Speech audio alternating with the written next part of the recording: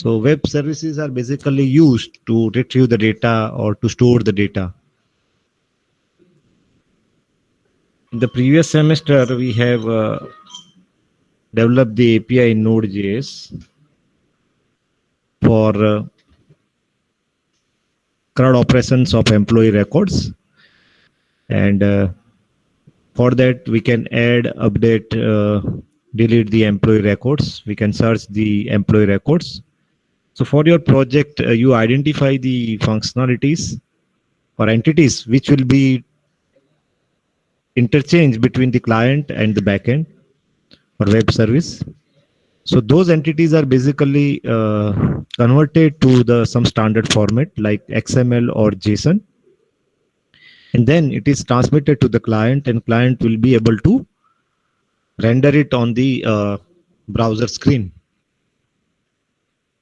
So see that to achieve the interoperability, what we require the data to be in some standard format like XML or JSON. Or you can also have the custom format. It is not necessarily that it must be in XML or JSON.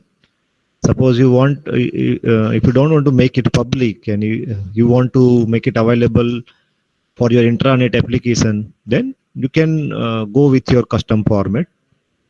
But the idea is if you want to make it interoperable so that the it is available on the net, publicly available, and any client can use it. In that case, you need to make sure that the data is available in the standard format. So in today's lab, what we have to do, basically you have to design the XML file for the entities which are part of your project. So define the XML files for them. And not only that, you also define the DTD for that, so that you can do the validation on the data available in the XML file. So sometime if the data is coming from the database or it is coming from the client, you need to make sure that the data is valid.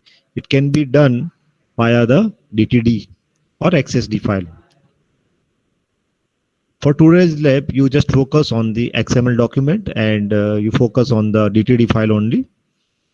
So identify the entities or objects which will be transferred among the front end and back end, or your client and your web services, and design the XML and DTD for it.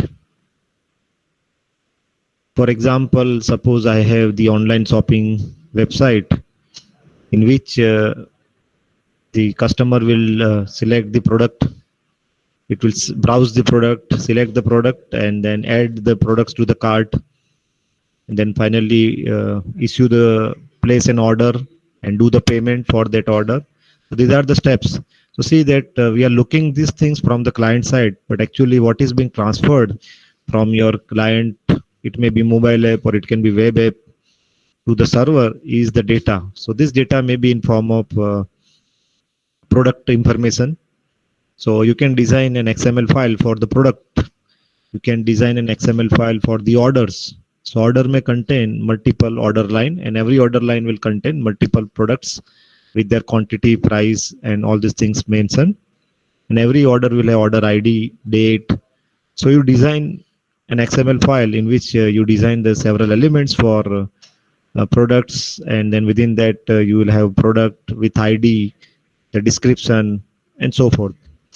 So for each one you identify, you design the XML as well as you design the DTD, which will provide common validation kind of thing, or common restriction or common constraints on the product. For example, the product ID must be consisting of, say, initial fixed character, then some numbers, and so forth. So likewise, you identify the rules on the data, or every product must have product ID. Likewise, you design the DTD to enforce those rules for your product data or say customer data, and accordingly you design the XML and DTD file. So for every one of you, the entities would be different depending upon your project. And once you do this, you can validate this data through some online website, or maybe through some plugins like in Notepad++ or in Visual Studio Code. There are plugins available to check your data, your XML data against the DTD file. So it is valid as per the DTD designed by you. For convenience, you can use the internal DTD so that in a single file you will have both the XML data as well as the DTD constraints or DTD definitions. And otherwise, if you prefer, some online websites are there wherein you can just upload your XML file, which includes your inline DTDs, and then you can it will be validate your data against the DTD. And once you do this, you need to upload this as an assignment to the Google Classroom. I hope that the objective is clear to you. And if you find any difficulty in understanding or identifying the entities that you can, for your particular project, you can discuss it right now. Yes, you need to design the XML file and DTD for that XML file.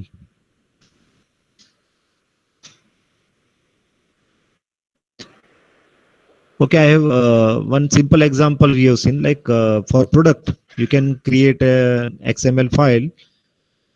Say, let me write down that file. Suppose I will, for products, I will write down products, and then within that I will have product with ID,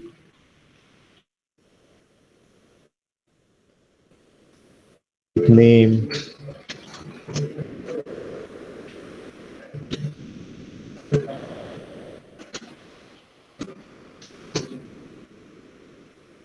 likewise you design the elements, and then you write down the DTD for that.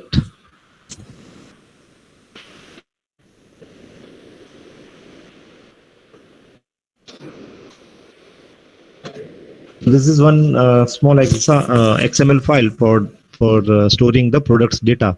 So products is it is a root element, and inside the products you can have multiple product.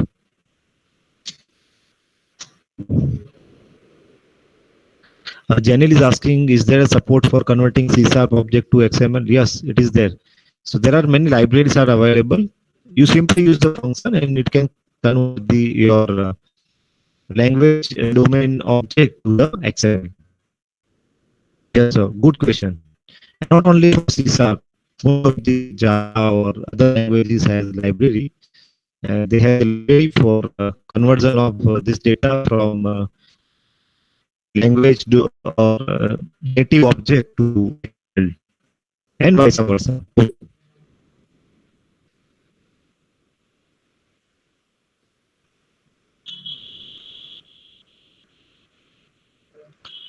So one more question, if front end receiving list of employees, then we have to write XML for employees type, or is there any different way to write XML for list? Yeah, basically your XML file is a list of employees. So for example that I have covered products, it's a list of products. Basically this XML file is nothing but a list of products. Simply this XML will be exchanged between the web service and the front end.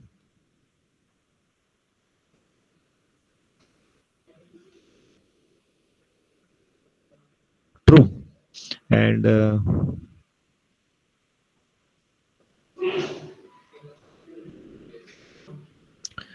so I said you that in C# and other languages there are many libraries through which you can convert your object to XML and vice versa, simply using the functions or methods available for that, for those objects. You can easily convert it. And due to time limitation, we cannot cover each and everything, but you can explore on your own. And even there are libraries to validate the file, or libraries for checking whether XML is well formed or not. Yes, they are there. So in case if you require, you can use the library. Even you can completely read the XML data through programming, and you can check whether that XML file is well formed. Even the libraries which can check whether the XML file is valid as per the DTD provided within the XML or not. So they are there.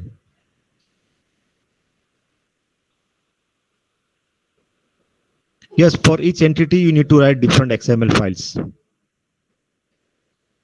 Like in online shopping, we have products, customers, orders. So for each one, you write down a separate XML file, and for each one, you write down a separate DTD file. So for convenience purpose, you can put the DTD inside the same XML file.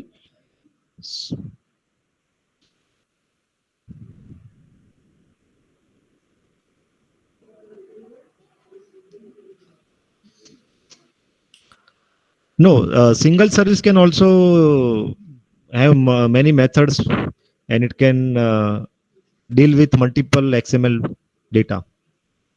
So it is not that n service mean n XML file. No, single service can handle multiple XML file because single service can provide multiple functionality. So anyway, we'll look at the examples in the subsequent lecture. At that time, it will become more clear. But the idea is that you define the contracts in the services, and within the contract, you define multiple methods. So each method can take on different types of objects. So each one is capable of generating a different XML file. And later on, we'll see that these libraries are available in .NET and other. There, this thing is done transparently, even without knowledge of the programmer. But in case if something goes wrong, or if you want to tweak that protocol, then you need to know the internals of it. So sometime it may happen that you are simply using the method, and on the service it will be sent.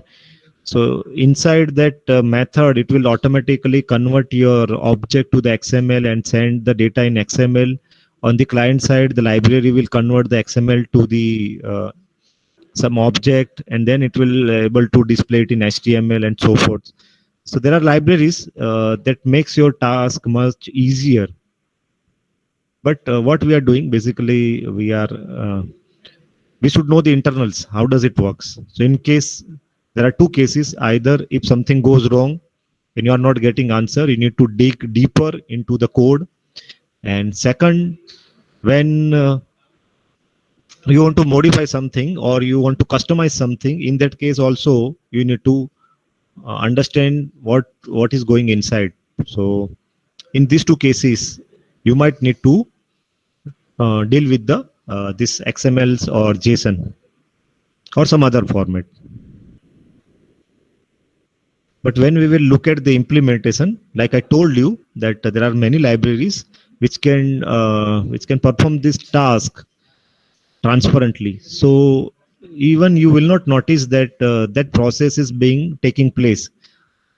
But if we look at the different footprints, we'll identify that the data is actually being converted to XML, and certain files are generated automatically.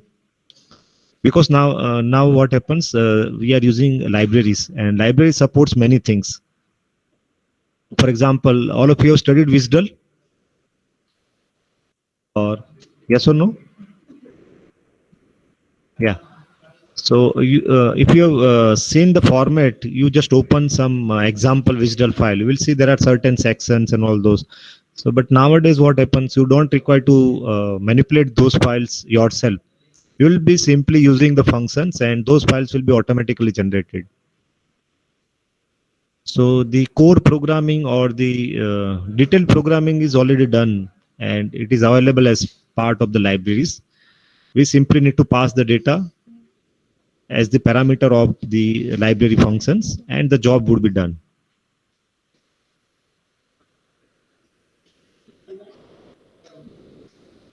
But this is in real life, when you actually encounter errors or some bugs. At that time, you need to dig deeper and identify what is the cause, real root cause. For example, it may cross the limit of the data size and so forth. So at that time, you need to look into the actual WSDL generated or actual XML generated, and identify what went wrong. Or there are some bugs of the library also.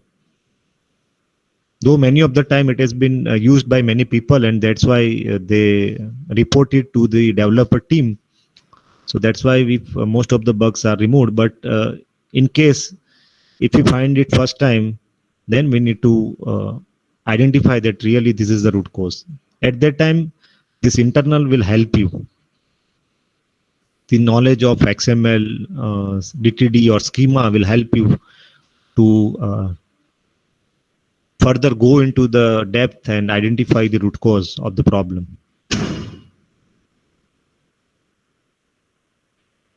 See that you need to already we are slide is given to you XML and DTD, because for that the example is already given to you. For example, note, so it contains uh, some element, and corresponding DTD is also written.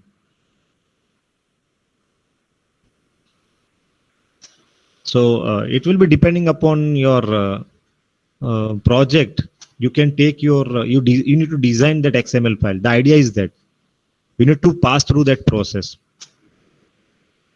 What should be your element? What should be sub element? What is the data type, or how many times it can occur? So you need to design. That is your job. But still, if you want, there will be thousands of examples on the net. You will find lot of XML file, lot many DTD files.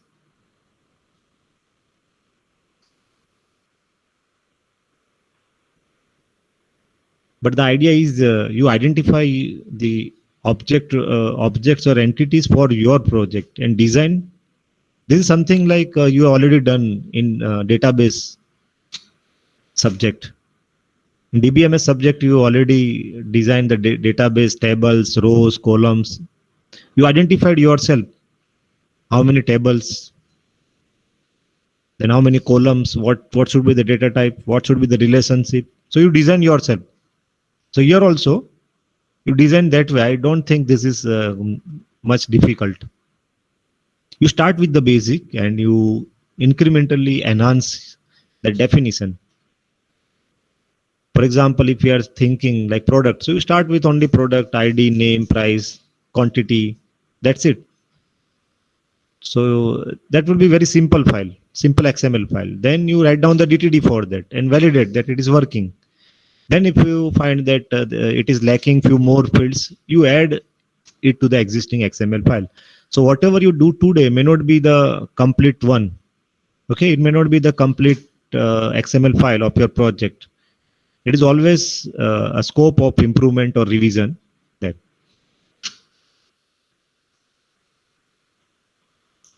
So we are not expecting the full-fledged, the complex example.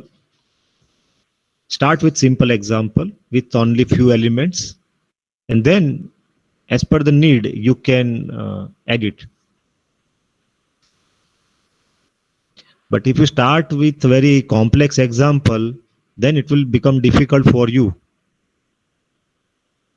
Yeah, Ankit sir has already said as one of the examples. This is an example of food. Breakfast menu, I think this was the part of our slide also. This is an XML file for the restaurant which provides breakfast. So this only breakfast part is covered, where different foods are there with their name, price, description, and calories. So this is one example XML file. So according to your need, you design the XML file and then you write down the DTD.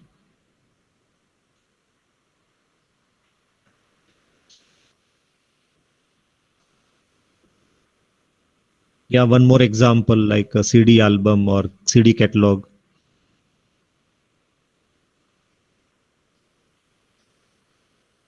Please go through the link provided by the sir and you can have a basic idea of XML file.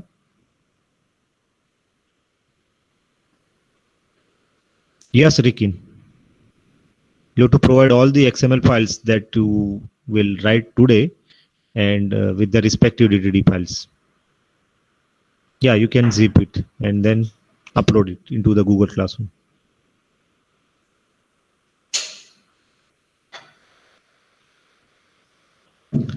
So other than these two example, there are tons of example available on the internet. You just name it, you search it, you just do the Googling and you will find many examples.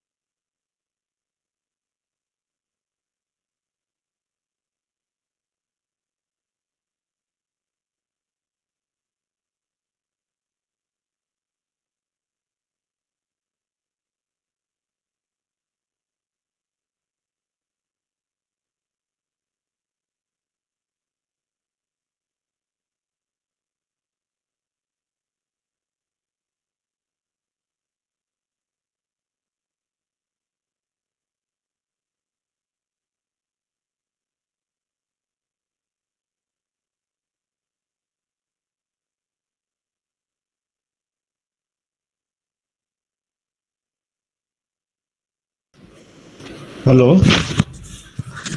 Uh, for your blog post, these likes and comments are all those attributes, or rather the property of that post. So that's why usually you should consider it as the child element of the post. And during the slide, you have discussed that in case if you think that you want to store metadata, then you should go for attributes. So you have two choices. Either you consider it as the child element or consider it as an attribute. So the rule of thumb is if the data is metadata, then you should go for attribute rather than a child element.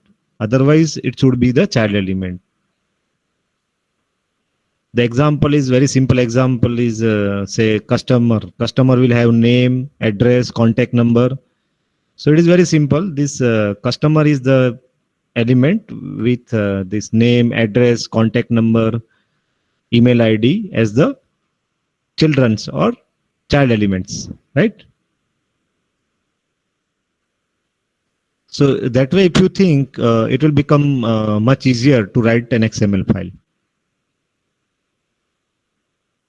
And you are already writing JSON file. So in JSON data, you know that an element can also have sub element. So suppose I have a customer. So customer can have child element address. This address can have further element as city, state, country, and so forth, pin code, number, and so forth.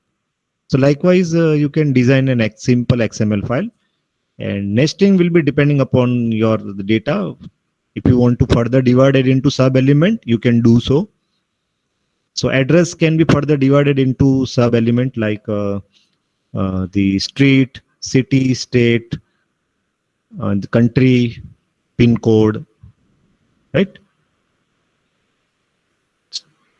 But you start with the basic one, and later on you can revise. If required, you can further break it down into sub component or the further child elements.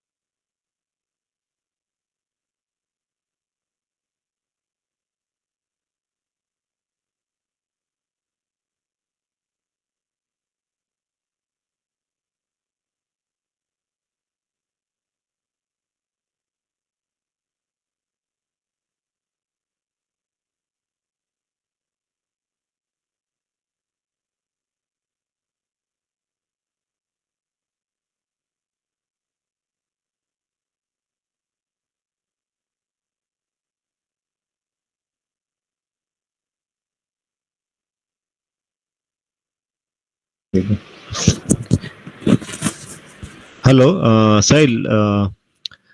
Mainly search functionality is an action. Okay, so user will try to search, say, product, book, author, the say some any other product.